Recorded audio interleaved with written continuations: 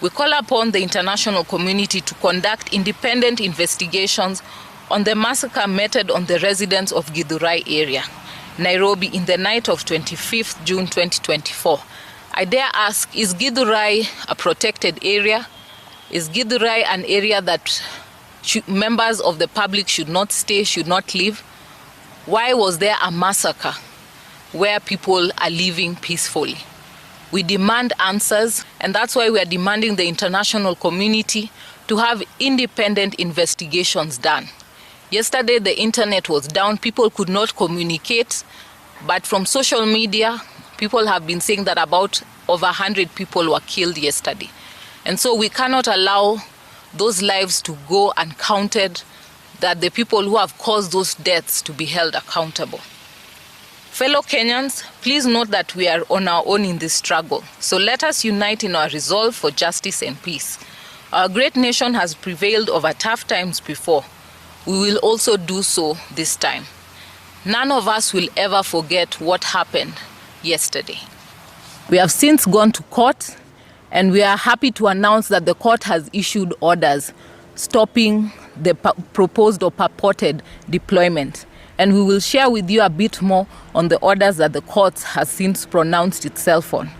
Article 23, subsection 3B of the Constitution, that has been cited by the CS Defense in his Gazette notice, allows the KDF to be deployed to assist other authorities in cases of emergency or national disaster. No state of emergency has been declared. What is contemplated by the Constitution as a national disaster are such matters like landslides, volcanic eruptions, floods, hurricanes, tornadoes, tsunamis, cyclones, and the likes. Ideally, a national disaster requires to be officially declared. The CS only calls it a security emergency. Do not relent. We march forward together in the defense of our Constitution. We pray for the repose of the souls of those who died yesterday, as we ask God to grant healing to the sick and injured in hospital across the country. We stand together seeking justice for all who are killed, injured, including those who lost their properties and valuables. We dare ask that there were demos in Nakuru, there were demos in Nairobi, there were demos in Meru, there were demos in Mombasa, there were demos in Kericho and Eldoret. We are waiting to hear how many were killed in those counties.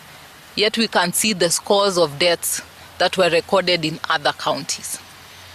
And we dare ask these hard questions that the head of state and his Security Council should answer us.